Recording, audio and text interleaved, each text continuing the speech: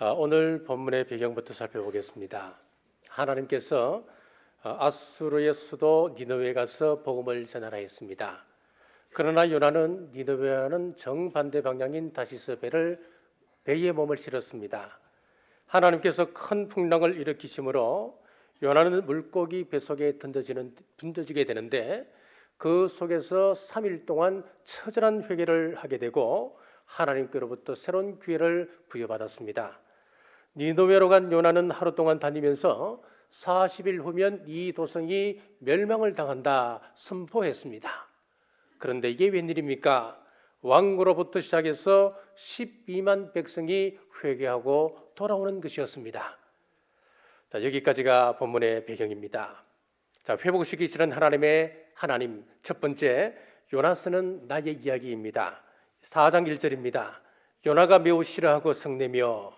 자, 3장에서 철저하게 회개하고 돌아온 요나의 모습이 나와 있습니다.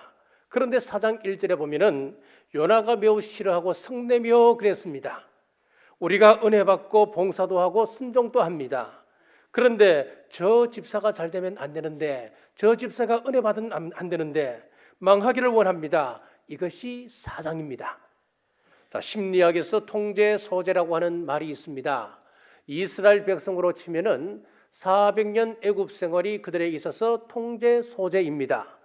애굽에 살 때는 마늘, 부추 다 먹고 살았는데 바로는 우리에게 이러지 않았는데, 그쪽에서는 우리에게 이러지 않았는데, 그곳에서는 가마에 끓는 가마가 좋았는데 계속 과거의 그 이야기만 하는 거예요. 그러니까 새로운 은혜도 십계명도 시내산의 계시도 아무 의미가 없는 거예요. 자, 이스라엘 백성들의 400년 애굽 생활이 인프린팅, 각인, 그것이 바로 통제 소재라고 하는 것입니다. 아브라함 메슬로는 이런 통제 소재 개념을 요나 컴플렉스라고 하는 단어를 사용했습니다. 모퇴 귀소 본능이다, 퇴행, 거꾸로 가는 것이다 라고 했습니다. 예를 들면 동생이 태어나니까 오빠가 갑자기 손을 쭉쭉 빠는 겁니다. 나도 동생이 받는 사랑을 되돌려받고 싶다고 하는 이야기입니다. 역행하는 겁니다. 퇴보하는 겁니다. 과거로 거꾸로 걸어가는 것입니다. 요나가 풍랑과 물고기의 극적인 경험을 통해서 니느웨마저도 사랑하시는 하나님의 사랑을 확인했습니다. 그랬으면 고쳐져야 되는데 막상 그들이 회개하고 복받고 되돌아오니까 또다시 옛날로 돌아가는 것입니다. 이것이 통제 소재 요나 컴플렉스입니다. 우리가 말씀을 듣고 은혜를 체험하면 달라져요. 그런데 한 주 지나고 두 주 지나고 한 달이 지나면 어느새 흔적도 없이 사라져 버립니다. 다시 옛날 상태로 돌아가 버립니다. 통제 소재입니다. 홍해를 가르고 반석에서 물을 내면 하나님 앞에 우리가 자극을 받습니다. 하나님의 능력을 내가 믿습니다. 말씀 앞에 순종하고 살아야지요. 그런데 조금만 어려움이 오면 시계추처럼 또 돌아갑니다. 통제 소재입니다. 그래도 우리가 희망을 버려서는 안 됩니다. 우리 자녀들에게 억지로 유치원 보내고 학교 보내었습니다. 보내면서 아들 하는 행실을 보니까 얘가 언제 자라서 인간이 되겠나 했는데 벌써 대학을 가고 결혼을 하지 않습니까? 교육은 사람을 바꾸는 중요한 방법입니다. 우리가 새벽 기도를 합니다. 주일날 오전에 모여서 예배를 드리고 오후 예배를 드립니다. 수요밤 기도를 드립니다. 또 우리 교회는 매일 가정예배 성경 일독하기 위해서 매일 성경 읽습니다. 하루 3번 골반 기도를 합니다. 잘 안 되니까 예배 생활 체크표 매달마다 또 제출하라 그럽니다. 안 그러면 옛날로 금방 돌아가 버립니다. 유치하다 생각하지 마십시오. 아직 실천하지 못하신 분들은 한번 실천해 보십시오. 그리고 여러분들이 가정 예배를 드리고 하루 3번 골반 기도 드리고 성경을 읽으시면 정직하게 기록하셔서 한번 제출해 보십시오. 시작하시면 하나님께서 함께 하십니다. 우리가 이것을 하지 아니하면 금방 과거로 돌아가 버립니다. 이것이 습관이 되도록 해야 됩니다, 여러분. 각종 훈련 프로그램이 있습니다. 암송을 많이 시키죠. 하는 것마다 성경 큐티를 강조합니다. 어떻게 하든지 말씀에 붙어 있게 하게 합니다. 전도회 선교회별로 봉사를 많이 합니다. 그렇게라도 교회에 붙어 있도록 하기 위함입니다. 붙어 있으면 저절로 열매를 맺습니다. 그것이 요한복음 15장에 나와 있는 붙어 있음의 원리입니다.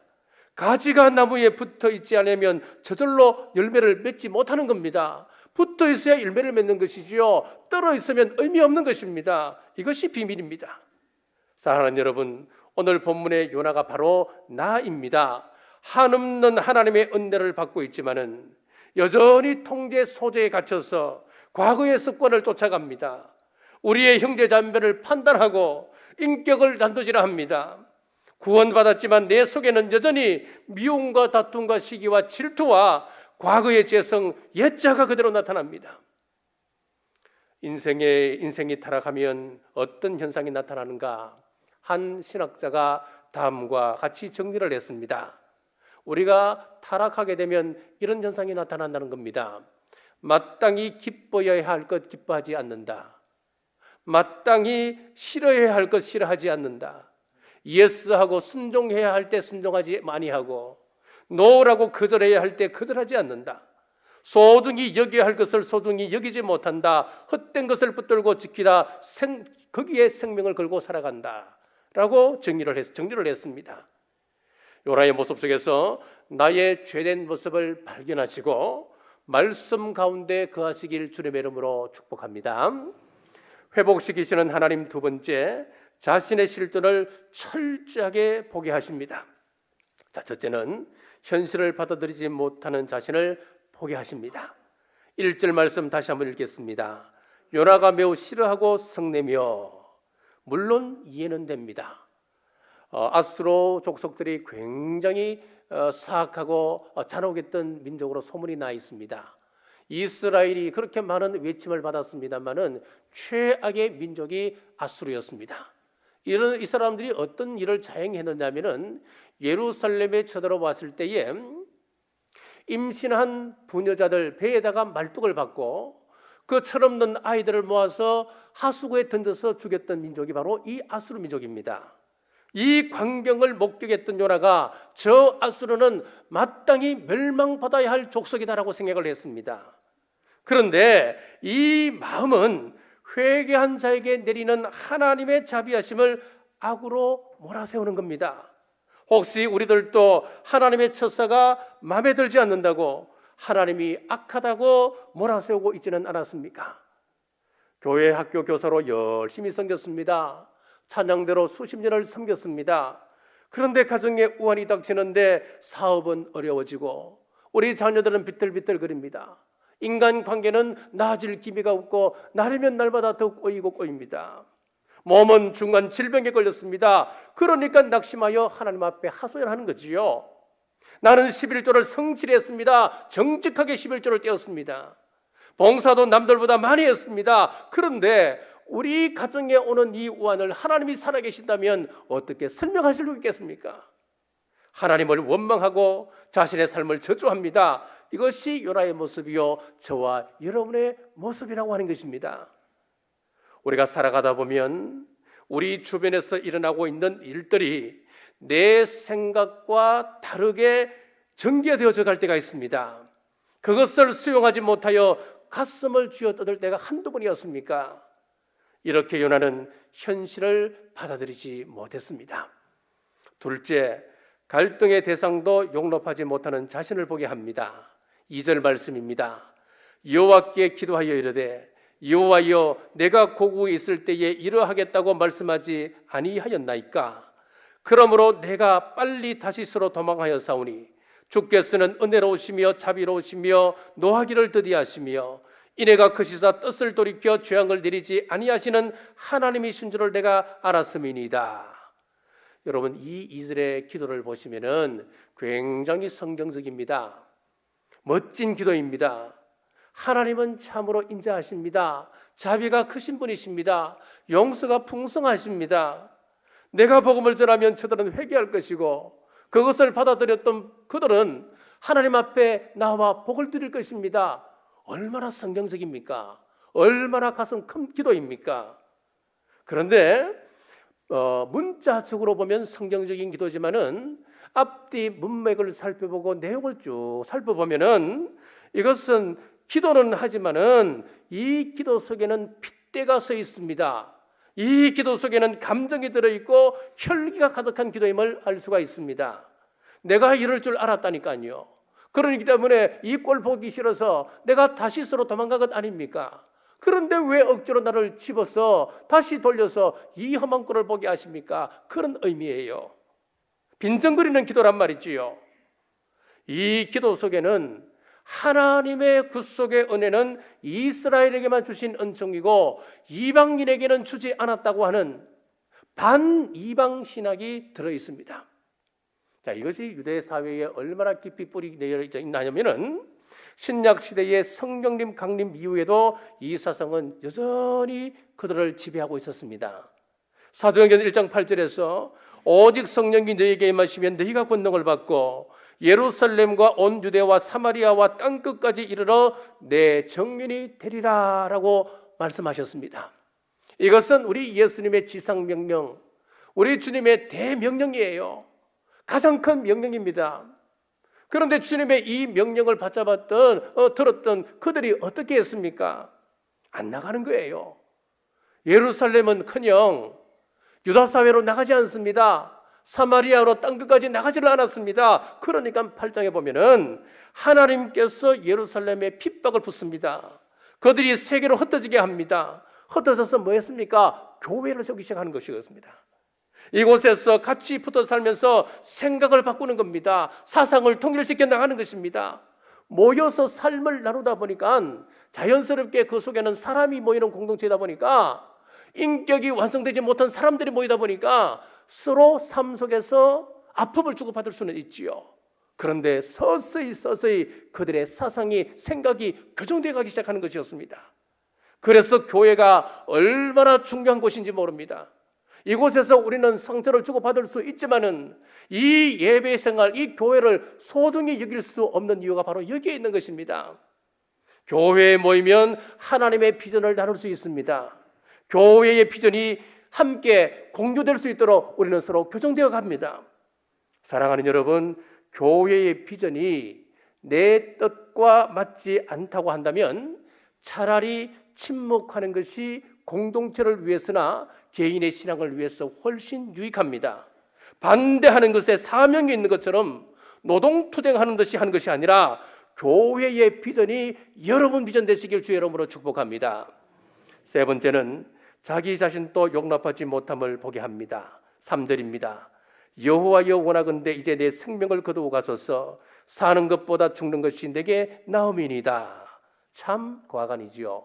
내가 이런 꼴을 보려고 여기까지 왔습니까? 차라리 나를 죽여주세요. 지금 항변하는 것입니다. 자, 요나가 이렇게 이야기하는 이유를 보면은 충분히 이해가 갑니다. 열왕기하 14장 25절에 보면은 이스라엘의 하나님 여호와께서 그의 종 가드헤벨 아mit대의 아들 선지자 요나를 통하여 하신 말씀과 같이 여로보암이 이스라엘 영토를 회복하되 아맛 어귀에서부터 아라바 바다까지 하였으니. 자, 이 말은 무슨 말이냐면은 요나가 이스라엘 영토 회복에 대해서 예언을 했습니다. 예언을 했는데 그 예언이 정확하게 100% 이루어졌습니다. 무슨 이야기냐 하면은 요나는 그렇고 그런 삼류 선지자가 아니란 이야기예요. 능력이 검증된 선지자, 이스라엘 백성들로부터 존경받는 선지자였다는 것을 알 수가 있습니다. 자, 그러니까 이 사람이 이런 사람이었는데 이렇게 인정받는 선지자가 니느웨 성이 40일 이후에는 멸망하게 됩니다. 이것은 분명한 하나님의 명령이었습니다. 하나님의 뜻이었습니다. 하나님의 뜻을 받들고 이것은 반드시 이루어져야 될 하나님의 말씀이었습니다. 이렇게 예언을 했는데 안 망하는 거예요. 40일이 지나도 아무 일 없는 거예요. 도리어 백성들이 회개하고 하나님의 백성으로 돌아오기 시작하는 것이었습니다. 얼마나 자존심 상한 일입니까? 자기 말대로 이루어져야 되는데 내 말 틀렸다. 자기 의로 가득 차 있는 사람이니까 이렇게 반응하는 거예요. 내가 어떻게 부끄러워서 살 수 있겠나? 나는 살 수 없습니다. 차라리 나를 죽여주세요. 사람을 살리고자 하는 하나님의 그 마음에는 관심조차 없었습니다. 성경을 보면 차라리 나를 죽여달라고 했던 이야기가 몇 번 있습니다. 욥에게 갑자기 재난이 찾아왔습니다. 욥이 얼마나 경건한 사람이었습니까? 재산이 다 날아갔습니다. 사랑스러운 10남매가 하루아침에 집이 무너져서 한시에 죽었습니다. 아내는 욥을 향하여 저주를 퍼부어댑니다. 친구란 사람들이 위로한다랍시고 찾아와서는 자기를 빈정대기 시작합니다. 그래서 욥은 하늘을 향하여 하나님 차라리 나를 죽여주옵소서 하소연했습니다. 능력의 선지자 엘리야, 갈멜산에서 바알신과 아세라 신을 섬기는 이방 선지자 850인과의 전투에서 통쾌하게 영적 승리를 거둡니다. 온 백성들의 이목이 엘리야에게 집중되었습니다. 그런데 왕국 이세벨이 엘리야를 죽이고자 합니다. 너무너무 실망했습니다. 그래서 그가 실망한 나머지 하늘을 향하여 하나님 차라리 나를 죽여주옵소서 했습니다. 오늘 요나도 마찬가지입니다.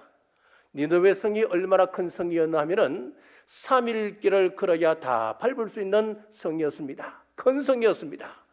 그런데 3장에 보면은 하루만 복음을 전했습니다. 억지로 한 겁니다. 그러니까 마음을 다했겠습니까? 성의 없이 몇 마디 툭툭 던지고 지나갔는데 신구약 역사상 가장 처절한 회개 기도 운동이 일어나고 있었습니다. 이 모습을 보고 하나님이 기뻐하셨습니다. 용서하셨습니다. 이때 요나가 어떻게 기도합니까? 하나님께서 저들을 사랑하는 모습을 보고 사노니 차라리 내가 죽겠습니다. 날 죽여주세요 하는 겁니다. 사랑하는 여러분, 오늘 요나의 얼굴 속에서 나의 얼굴을 보십시오. 요나의 모습 속에서 나의 모습을 발견하십시오. 요나의 불순종에서 나의 불순종을 찾아내시기 바랍니다. 그것이 우리의 실존입니다. 저와 여러분의 본 모습입니다. 현실과 갈등 대상과 나 자신을 인정하지 못하는 우리의 실존을 정확하게 보시는 우리 모두 되시길 주의 이름으로 축복합니다. 그렇기 때문에 우리에게는 하나님이 필요한 거예요. 하나님의 은혜가 필요한 거예요. 이것을 인정하지 못하고 이것을 우리가 시인하지 못한다면 하나님의 은혜는 우리에게 오지 않습니다. 자, 세 번째, 우리 하나님의 회복 방법입니다. 현실과 갈등 대상과 자신을 용납하지 못하고 주저앉은 요나에게 하나님께서 찾아오셨습니다. 4절입니다. 여호와께서 이르시되 내가 성내는 것이 옳으냐 하시니라. 내가 지금 성내는 이유가 무엇이냐? 내가 하는 일에 네가 왜 성을 내느냐? 하나님께서 말씀하시며 찾아오셨습니다. 여기서부터 회복하시는 하나님의 구체적인 방법이 나옵니다. 첫 번째, 환경을 수용하게 합니다. 7절입니다. 하나님이 벌레를 예비하사 이튿날 새벽에 그 박넝쿨을 갉아먹게 하심에 시드니라. 성경에서 가장 중한 죄로 취급하는 것이 무엇인 줄 아십니까? 간음죄라고 생각하십니까? 살인이라고 생각하십니까? 성경을 보면 그게 아니에요. 그것보다도 더 중한 죄로 취급하는 것이 바로 원망하고 불평하는 것을 말하고 있습니다. 40년 이스라엘 백성들이 광야에서 생활할 때에 하나님께서 가장 중하게 가장 예민하게 징계하셨던 내용이 무엇이냐면 불평과 불만죄였습니다. 왜 이것이 큰 죄냐 하면은 나는 하나님을 믿을 수 없어요. 이런 불신의 표출이 불평이고 원망이기 때문에 그렇습니다. 그러니까 성숙함의 특징은 여러분 어려운 일 앞에서 하나님은 틀림없이 무슨 뜻을 가지고 진행하고 계실 것이다. 기다려보자. 그리고 그 사람에 대해서 함부로 판단하지 말자. 이것이 성숙이에요. 창세기에 나오는 요셉을 보면 참 감동이 있습니다. 그는 참으로 놀라운 사람입니다. 어릴 적에 고자질한 그런 것 빼고는 별다른 약점이 없는 사람이 요셉입니다. 더 놀라운 점은 그가 어떤 형편에서든 원망 불평하지 않았던 사실입니다.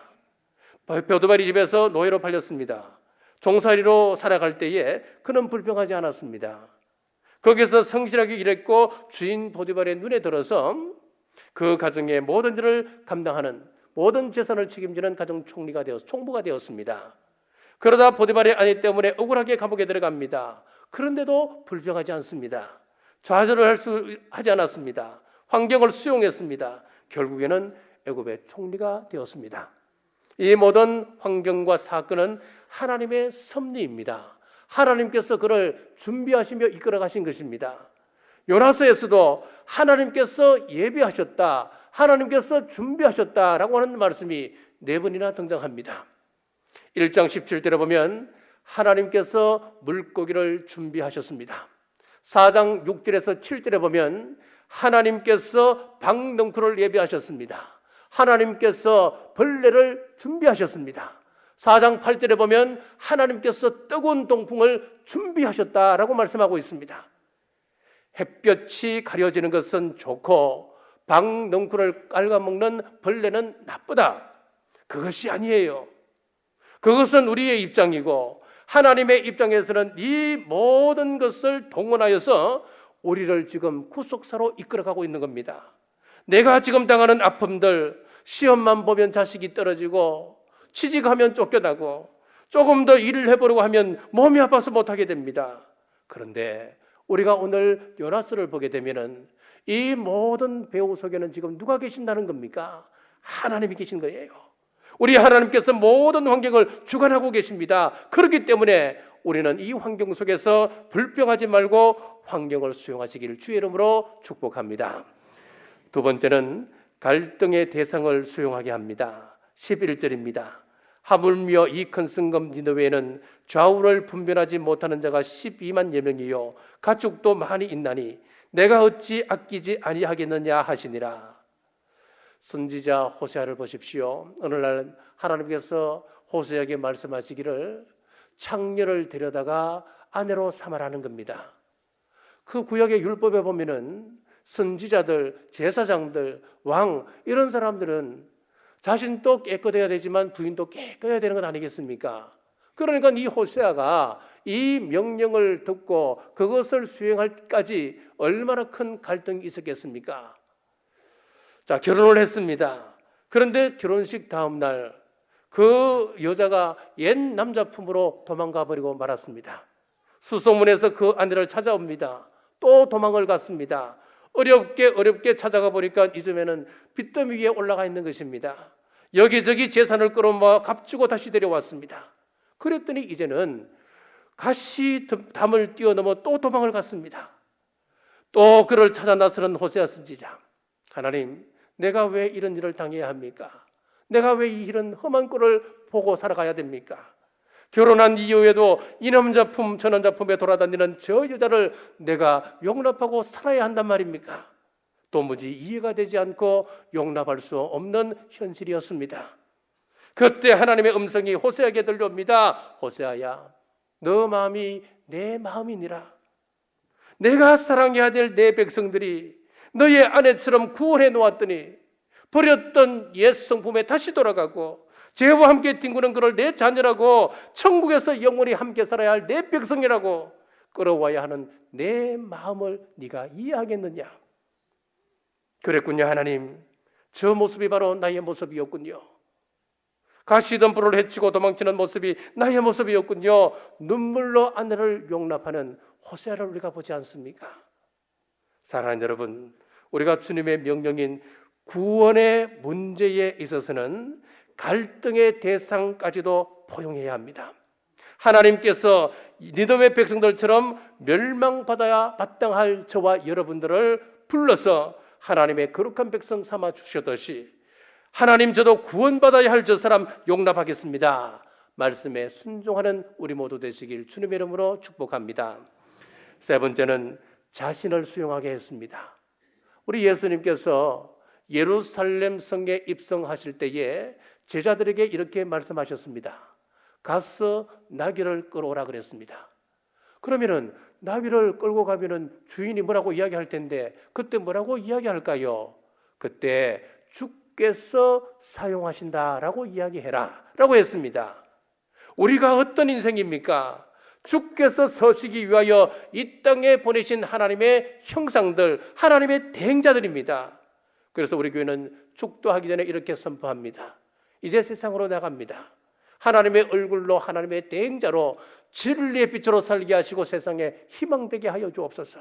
그렇습니다. 여러분을 하나님의 위대한 구속사의 도구로 불러주셨습니다. 우리는 이 사실을 수용해야 됩니다. 우리가 이 사실을 수용하게 되면 감사밖에 없는 겁니다. 무엇을 수용하지 못하겠습니까? 구원은 믿음으로 얻습니다. 하지만 축복은 행위로 받습니다. 이것이 성경의 공식입니다. 이것을 믿고 순종하면 이런 우리 하나님께서 진행하십니다. 사랑하는 여러분, 하나님께서 회복시키시고자 나에게서 환경과 사건을 배열하실 때 수용할 수 있는 우리 모두 되시길 주님의 이름으로 축복합니다.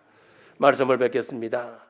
요나가 깨닫고 회개했을 때에 물고기가 토해내었고, 싫지만은 순종함으로 행할 때에 그의 입술을 통하여 12만여 명의 불신자들이 회개하고 돌아왔습니다. 놀라운 역사가 일어났습니다. 여러분, 하나님의 말씀 앞에 순종하느냐 불순종하느냐 거절하느냐에 따라서 축복과 저주가 결정이 됩니다. 왜 우리가 이 간단한 원리를 사용하지 않고 있습니까? 왜 안 풀린다고 한탄만 하고 있습니까?